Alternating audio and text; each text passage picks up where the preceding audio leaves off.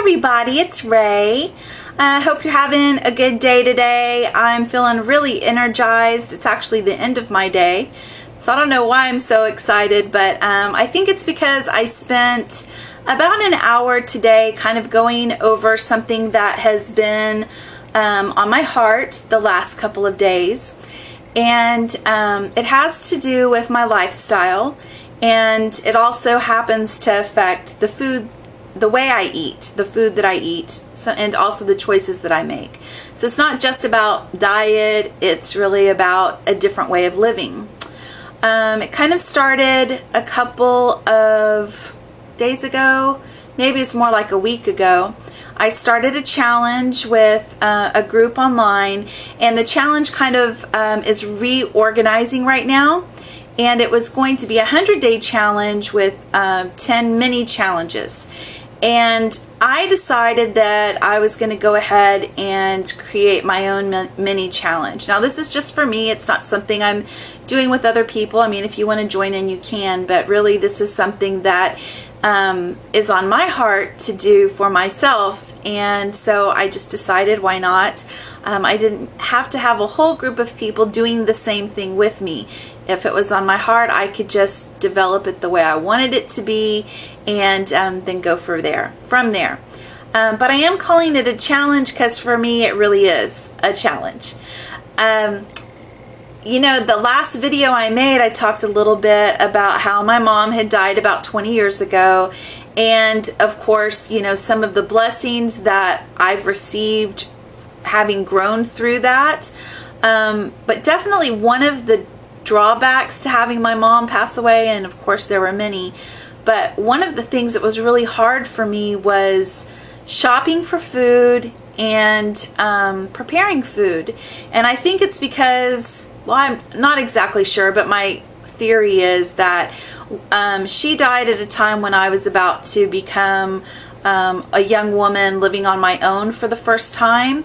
And so I kind of associated doing some of those first time things like buying food for my family and making meals and stuff like that. I kind of associated those things that she used to do with her loss. And it took me a really long time, probably longer than it might a normal person, to figure out how to do those things. You know, I would have like big panic attacks in the middle of the supermarket because I felt overwhelmed by all the choices because she had always made them for me. And so that kind of became one of the hard parts to living independently in a successful way. So that was 20 years ago, but it has, you know, affected the way that I live. I choose to eat out more often than to eat in. And because I choose to eat out at restaurants, then that also affects the choices that I make. And so, you know, you've probably heard of the standard American diet, the SAD diet. That's been the diet that I've been on for the most part for 20 years. And of course, before that, most of the diet that I was on was Mom's Home Cooking Diet. And I'll tell you, that was some good food. Anyway, when I started to learn to cook, and I should also say to prepare food, because now some of the food choices that things that I make at home are raw food. But certainly, you know, I don't eat high raw. I just incorporate it in as much as I feel like I can at this stage in my development as a foodie.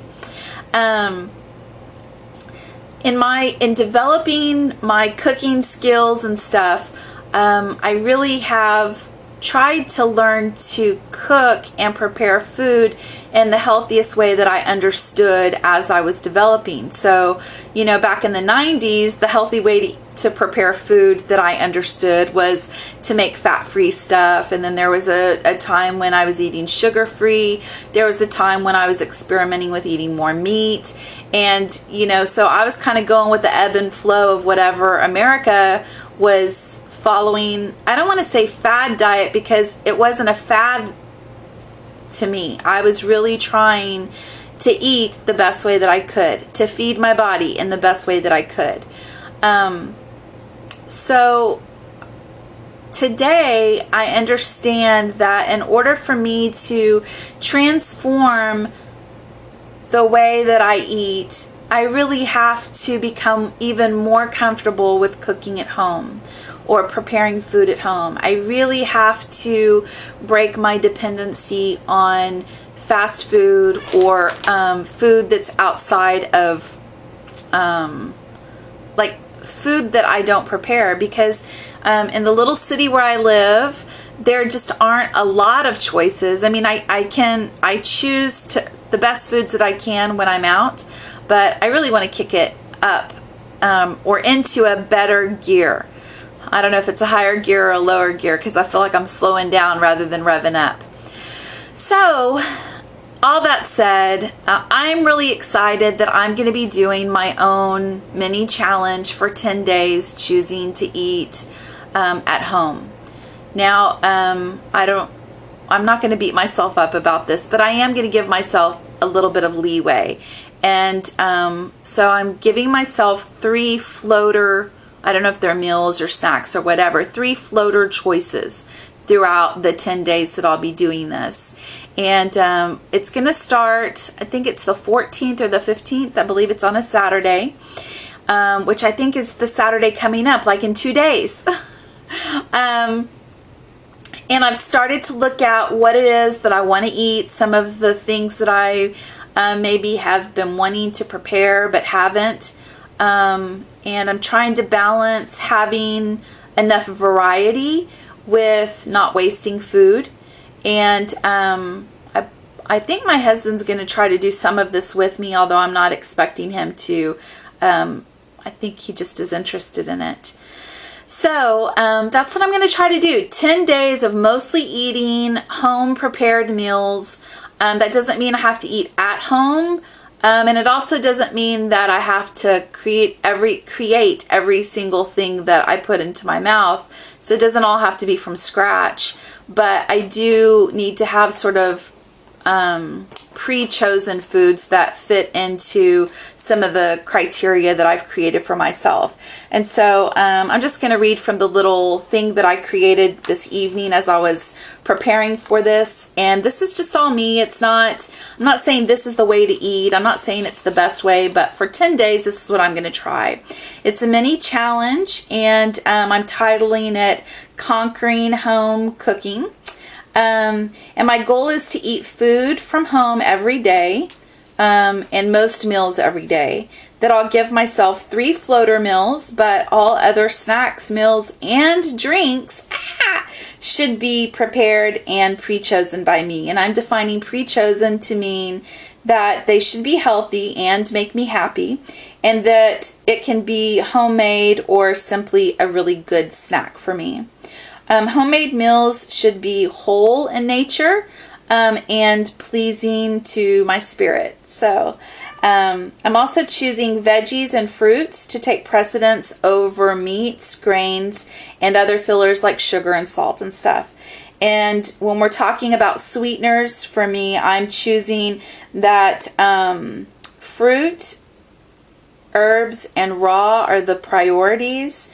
And I'm not limiting myself, or I'm not cutting out honey or agave completely, but I am kind of thinking of those things as, I'm using the word sacred when I'm writing, but that is for me to mean that they are special. I'm not going to judge myself for eating them, but I don't want to eat a lot of them. So if I think of them sort of as a special thing or a sacred sweet, then I think that I'll limit how much of that I have.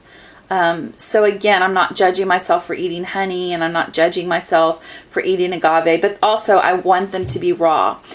So that's the basic premises, and I'm going to be probably making more videos about this, just because I think it'll help me to make my mind up about what I want to do. And I'm also going to be talking about how this is affecting me emotionally, because I think that that's going to be a very important component. So really looking forward to my little mini challenge. I'm really excited about it.